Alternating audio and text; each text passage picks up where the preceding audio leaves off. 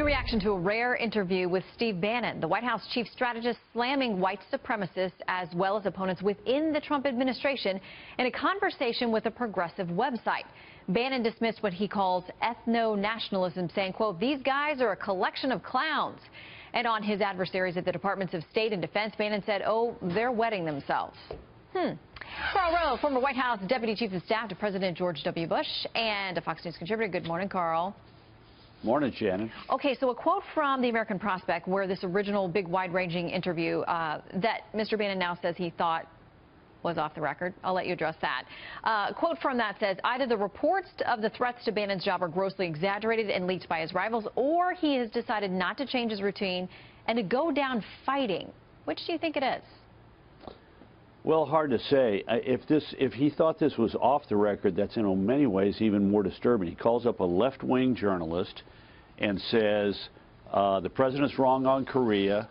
I'm the guy who's leading the fight on China. I'm at war with colleagues inside the White House. I'm going to dispose of some of my enemies. These racist and white supremacists are clowns. I'd be a little bit more harsh. You know, I've got my opponents wetting themselves. I mean, this is if he really thought this was off the record, and he thought he was going to be under the cone of silence, so to speak, it's even more disturbing that he is sharing this with a left-wing journalist whom he knows nothing about, apparently, and has no previous relationship with. He felt as a senior White House staffer he could leak that kind of information to somebody on the outside. But do you buy that? Because, listen, this is a guy who ran Breitbart. He is very media savvy. Yeah. Just days ago, we saw Anthony Scaramucci's off-the-record phone call blow up in his face.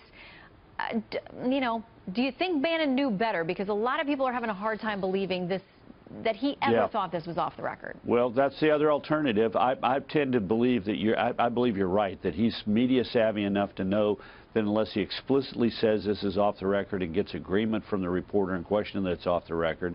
And so let's look at it from that angle.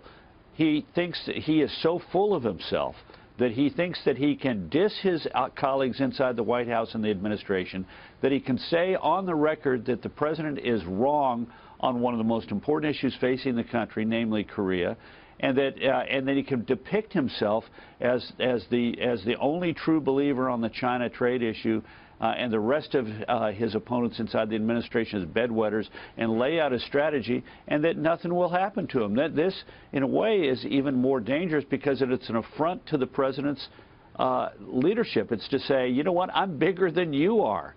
So whether it was off the record or on the record, it's a pretty extraordinary interview. Okay, that leads me to this piece in Newsweek, and it reports people, or is citing to Reuters, people who are close to the White House or within the White House saying that the president is actually scared of Steve Bannon, of what he would do if he let him go, that he would be out there as a very vocal, potentially vociferous critic against what goes on inside the White House, and that the president, you know, holds him at arm's length at this point, may demote him instead of letting him go or letting him resign because there are worries about what he would do if he left the White House.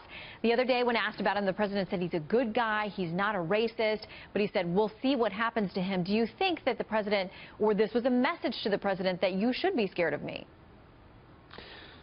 Could be, but it's amazing to me. The president of the United States has to worry about an aide. The president of the United States has to be frightened of a senior staffer whose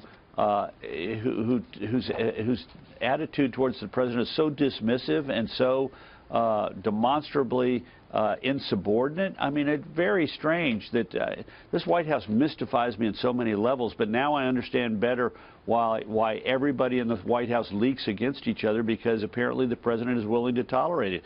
Here's a man who leaks against the president, who says in essence on Korea that the president's got it all wrong and the president shouldn't be paying any attention to Korea's attempt to get a nuclear weapon. That's already settled. They're going to have nuclear weapons that they can menace us with. He really ought to be paying attention to only one issue, and that is Chinese trade. And fortunately for the president, I, Steve Bannon, am in charge of that issue, and I am smiting my enemies by the day throughout the administration and replacing them with my allies and acolytes. I mean, pretty bizarre. What do you think General Kelly is thinking of this? Because, you know, there have been reports, not from his mouth, but from others who think that he's not a fan of Steve Bannon. How do you think he feels about this playing out in the media the way it has in the last 24 hours? Look, if one person can get away with being insubordinate, if one person can get away with picking up the phone and calling reporters and being incredibly disrespectful, either on the record or off the record, about their fellow White House and administration colleagues, if somebody can believe that it is up to them to declare to reporters that the president is wrong on an issue and that they're the only one that's right, that really is dangerous to an organization. It's one thing to have disagreements inside the House. It's another thing to have somebody who says, I'm going to glory in the fact that I can pick up the phone and call a reporter and tell them how everybody else is wrong but me. And remember one thing, the what did he call them? Ethno-nationalists. I mean, we're talking about neo-Nazis. We're talking about KKK members. We're talking about avowed white supremacists who marched through Charlottesville, some of them wearing T-shirts with quotes from Adolf Hitler, carrying torches and chanting Nazi slogans, chanting anti-black, anti-Jewish slogans, and all he can say about those people is that they're clowns. They are bigots. They are merchants of hatred. They're people who have no role should have no role in our political mainstream. And this is a guy who's, the worst thing he could say about him is they're clowns.